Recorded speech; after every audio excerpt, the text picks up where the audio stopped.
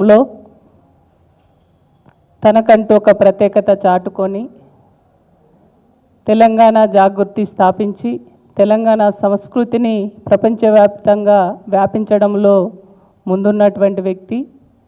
ఒక పార్లమెంటు సభ్యురాలిగా తెలంగాణ రాష్ట్రంలో తనకంటూ ఒక ప్రత్యేకత చాటుకొని ఒక బలమైనటువంటి వాయిస్ను పార్లమెంటులో వినిపించి తెలంగాణ తెచ్చుకోవడంలో చాలా కీలక భూమిక పోషించినటువంటి వ్యక్తి కవిత గారు. కవిత గారిని అడ్డుపెట్టుకొని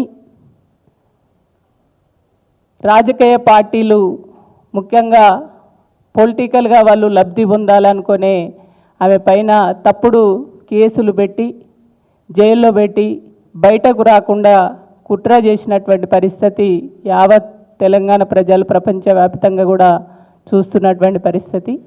ఆ కుట్రలు కుతంత్రాలు ఎన్ని చేసినా వాటన్నిటిని కూడా తిప్పికొట్టి ఇవాళ న్యాయము ధర్మం అనేది నిలబడ్డది అనేది ఈ బెయిలు రావడంతో మనకు నిరూపించబడ్డది. కాబట్టి కవిత గారికి బెయిల్ రావడం అంటే ఆ బెయిలు న్యాయము ధర్మం అనేది ఉన్నది నిలబడ్డది అనేది నిజంగా ఆ బెయిల్ రావడం అనేది యావత్ తెలంగాణ ప్రజలందరూ కూడా సంతోషిస్తున్నారు. ముఖ్యంగా బీఆర్ఎస్ నాయకులు కార్యకర్తలు మేము మహిళలుగా మేమందరం కూడా సంతోషిస్తున్నాం.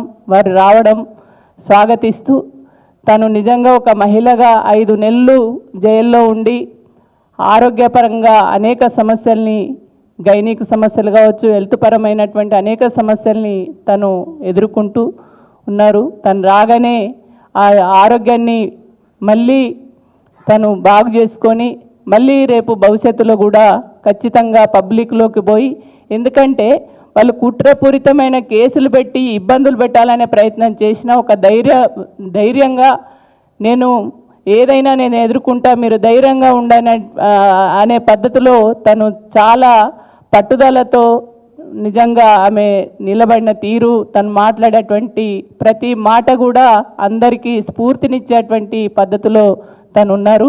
నిజంగా కవిత గారు ఇన్ని రోజులు అక్కడ ఉండడం బాధ, అదేవిధంగా ఇప్పుడు బయటకు రావడం అనేది కూడా మనం సంతోషిస్తున్నాం.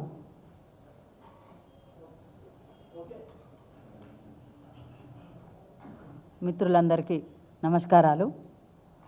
ఈరోజు ఏదైతే సుప్రీంకోర్టులో మన తెలంగాణ ఆడబిడ్డ ఉద్యమ నాయకురాలు ఎమ్మెల్సీ కవిత గారికి న్యాయం జరిగిందో ఇది తెలంగాణ వ్యాప్తంగా ప్రపంచవ్యాప్తంగా మన తెలుగు ప్రజలు ఎవరైతే ఎక్కడైతే ఉన్నారో ప్రతి ఒక్కరు హర్షించదగ్గ విషయం.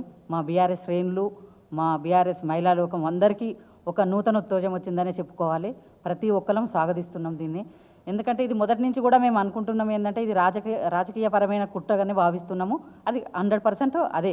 ఎందుకంటే ఈ ఈడీ అయినా ఇప్పుడు ఈ మోడీ చేసిన ఈ ఈడీ సిబిఐ ఇది ఏదైనా కూడా మొదటి నుంచి కేసీఆర్ గారి మీద కుట్రపూరితమైన కేసీఆర్ గారి మీద కక్షతో వాళ్ళ కూతుర్ని మీద కక్ష సాధించుకోవడం కోసమే అని ఈరోజు మళ్ళీ ఒకసారి నిరూపితమైంది.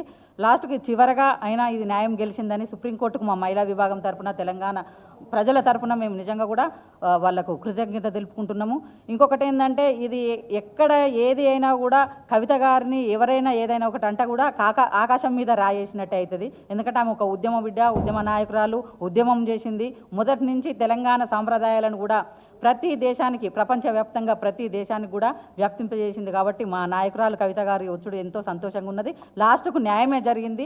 ఎన్ని పార్టీలు ఎంత కుట్రపూరితంగా ఎన్ని చేసినా కూడా 493 మందిని విచారించినా కూడా 5000 పేజీల ఛార్జ్షీట్ వేసినా కూడా ఎక్కడ ఏ తప్పు కూడా వాళ్ళు దొరకబట్టలేకపోయినరు. లాస్ట్కు వాళ్ళకి ఏది ఎక్కడ దొరకక సుప్రీంకోర్టుతో చివాట్లు తిని ఈరోజు న్యాయమే గెలిచింది. మా తెలంగాణ ఆడబిడ్డకి న్యాయం జరిగిందని మేము కోరుకుంటున్నాం. మహిళా విభాగం నుంచి మేము స్వాగతిస్తున్నాం, సంతోషపడుతున్నాం. జై తెలంగాణ, జై కేసీఆర్.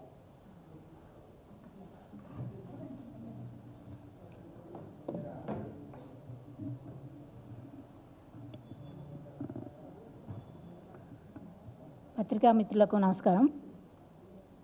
అపర భగీరథుడైనటువంటి కేసీఆర్ గారు నేటి చాణక్యునిగా కొనసాగుతున్నటువంటి రాజకీయ చరిత్రలో అతన్ని గెలుచుకోలేక తట్టుకోలేక రాజకీయ పరిపత విధానాన్ని తట్టుకునేటువంటి శక్తి లేనటువంటి రాజకీయ కుయుక్తులు చాలా పనినటువంటి విషయాలు మనం అందరం గమనిస్తూనే ఉన్నాం.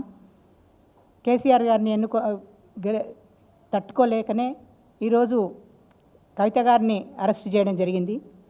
తనొక ఎంపీగా, విద్యావంతురాలిగా, ఎమ్మెల్సీగా తనకున్నటువంటి తెలంగాణ ఉద్యమంలో ఉన్నటువంటి పట్టుదలతో తెలంగాణ జాగృతి అనేటువంటి విధానంగా తన చాకచక్యంతో తెలంగాణ రాష్ట్రం కోసం అహర్నిశలు సేవ చేసినటువంటి వనిత. అయితే 5 నెలలుగా పైన అరెస్టు చేసి తను చేసిన నేరం ఏందో తెలియజేసేటువంటి శక్తియుక్తులు కూడా లేనటువంటి వాళ్ళయి ఈరోజు ఓటమి పాలైనటువంటి పరిస్థితి కనపడుతుంది. లా అండ్ ఆర్డర్ ఎవరికైనా ఒకటే. లా ప్రకారం జడ్జిమెంట్ ఇచ్చి తనకు విముక్తి కల్పించి ఈరోజు జైలు నుంచి విడుదల చేసినటువంటి జస్టిస్ గారికి కృతజ్ఞతలు తెలియజేసుకుంటున్నాం. ఏదైతే మీరు 5 నెలలుగా ఎన్ని రకాలుగా ఇబ్బంది పడ్డప్పటికీ ఎటువంటిది కూడా ఆధారం చూపించలేకపోయినది, అది మీరు విఫలమైన సంగతి తెలుసుకోవాలి. ఆ విఫలమైనటువంటి విధానాన్ని తట్టుకునే భాగంగా దాన్ని తిప్పికొట్టే విధంగా చెప్పుకోవడంలో భాగంగానే మీరు ఈరోజు బీఆర్ఎస్ అనే పార్టీ బీజేపీలో చేరుతుందని, లేదంటే బీఆర్ఎస్ అనే పార్టీ కాంగ్రెస్లో చేరుతుందని ఒకరి మీద ఒకరు చెప్పుకోవడం జరుగుతుంది. ఎక్కడ లోపం ఉందనేది దీన్ని ప్రజలందరూ గమనిస్తున్నారు. నిజంగా మీకు శక్తి ఉంటే, యుక్తి ఉంటే ఈ 5 నెలల్లో మీరు నిరూపణ చేసేవాళ్ళు. కాబట్టి ఓటమి పాలైన వాళ్ళు తలవదించుకోవాలి, కానీ ఇష్టానుసారంగా కుయుక్తులు పనకూడదు అన్నది నా మాటగా నేను తెలియజేస్తున్నాను. ఇప్పటికైనా బుద్ధి తెచ్చుకొని ఈరోజు కవితమ్మ గారు పెట్టినటువంటి బతుకమ్మ పండుగ ఇక్కడ తెలంగాణకే కాకుండా దేశ విదేశాల్లో ఏ రకంగా ప్రపంచంలాగా విజృంభించేటట్టుగా చేసిండ్రో అదొక్కసారి మననం చేసుకోవాలి. కాంగ్రెస్ రెడ్డి గారు, మీరు చెప్పిండ్రు కదా బతుకమ్మ విషయంలో ఏదో మాట్లాడినరు. నిజంగా మీకు బతుకమ్మ మీద, మన తెలంగాణ పండుగ మీద మీకు చిత్తశుద్ధి ఉంటే మేము రేపు ఆడేటువంటి బతుకమ్మ పండుగలో మా వరుసలో మీకు స్థానం కల్పిస్తాం. రండి, తప్పకుండా బతుకమ్మ ఆడుతురు. కానీ ఇంకోసారి ఇలాంటి మాటలు మాట్లాడొద్దని మా రాష్ట్ర పార్టీ తరపున, బీఆర్ఎస్ పార్టీ తరపున, మహిళా విభాగం తరపున మేము మీకు ఒక స్థానాన్ని సమకూరుస్తామని తెలియజేస్తున్నాం. ఇకనైనా ఒంట్లో భయము భక్తి పెట్టుకొని ఓ రాజకీయవేత్తగా మాట్లాడాల్సిన మాటలే మాట్లాడుతూ ఉండాలని. ఎవరైనా విమర్శలు చేసుకుంటారు రాజకీయాల్లో, కానీ నీచమైనటువంటి రాజకీయ కుయుక్తులతో కొనసాగొద్దని తెలియజేసుకుంటూ, జై తెలంగాణ, జై కేసీఆర్.